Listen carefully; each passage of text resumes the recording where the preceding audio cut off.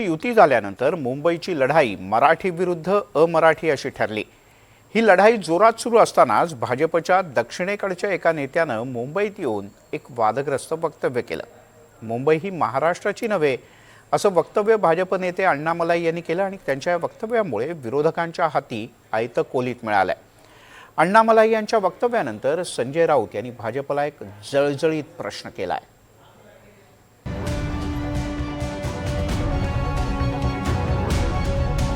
Bombay is not Maharashtra city. Bhajap नेत्याचं हे वादग्रस्त वक्तव्य।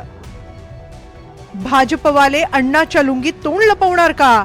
राऊतांचा सवाल।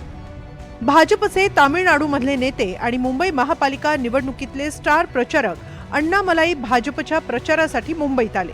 भाजपच्या प्रचार रॅलीत सहभागी झाले आणि म्हणाले, मुंबई ही महाराष्ट्राची नव्हे। Modi ji at the center, Devendra Fadnavis at the state, and the BJP mayor and BMC. Because Bombay is not a Maharashtra city; it is an international city, and this city has got a budget of 75,000 crore, not a small money. Chennai's budget is 8,000 crore. Bangalore is 19,000 crore.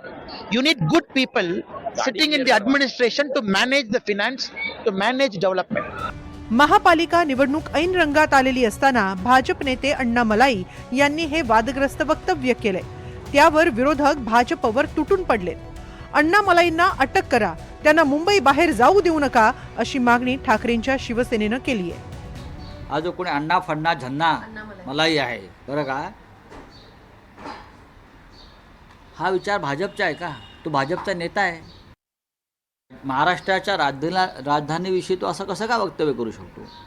106 Marathi हुतात्म्यांचा अपमान भाजपच्या अण्णामलाईनं केला असेल तर महाराष्ट्राच्या मुख्यमंत्र्यानं त्याच्यावर गुन्हा दाखल करून त्याला ताबडतोब अटक केली पाहिजे।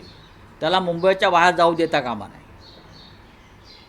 कोणी लुंग्या सुंग्या येईल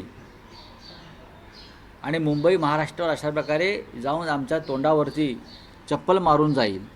कुठे आहे तुमचा स्वाभिमानी बाणा? हे धनुष्यबाण ज्याने घेऊन चोरला आहे किंवा जे शिवसेनामुळे मिरवतात, का त्यांच्या तोंडामध्ये आता गोळा बसलेला आहे? भाजप नेते अण्णामलाई यांनी केलेल्या वादग्रस्त वक्तव्यावर चंद्रशेखर बावनकुळेंना विचारलं तेव्हा त्यांनी मात्र अण्णामलाई यांची बाजू घेण्याचा प्रयत्न केलाय। तर भाजपनं अशा नेत्यांना समजावून सांगितलं पाहिजे असा सल्ला संजय शिरसाटांनी दिलाय। भाषणात कधी कधी जे बोलतं व्यक्ती त्यावर अर्थ अनर्थ बेअर्थ लावत असतात लोक।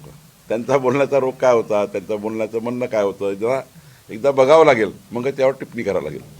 काय होतं हे साऊथचे लोक किंवा इतर महाराष्ट्र सोडून इतरचे येणारे जे लोक आहेत ना, हे स्वतःला स्टार समजतात आणि अशा टाईपचं वक्तव्य करतात। खरं तर भाजपने त्या जे काही नेते येतात प्रचाराला त्यांना सांगितलं पाहिजे काही समजून। उगाच आता वादाची थिंगी टाकली की नाही त्यांनी। मुंबई महापालिका निवडणुकीत आधीच मराठी विरुद्ध अमराठीचा मुद्दा तापलाय। मुंबई महाराष्ट्रापासून वेगळी करण्याचा डाव असल्याचा आरोप ठाकरे बंधू सातत्यानं करतायत। जोपर्यंत चंद्रसूर्य आहे तोपर्यंत मुंबई महाराष्ट्रापासून वेगळी होऊ देणार नाही असं मुख्यमंत्री फडणवीस सांगतात। मात्र त्याच वेळी भाजप नेते मुंबईत येऊन अशी वक्तव्य करतायत, त्यामुळे भाजपच्या अडचणी वाढतायत। Bureau report, NDTV Marathi, Mumbai.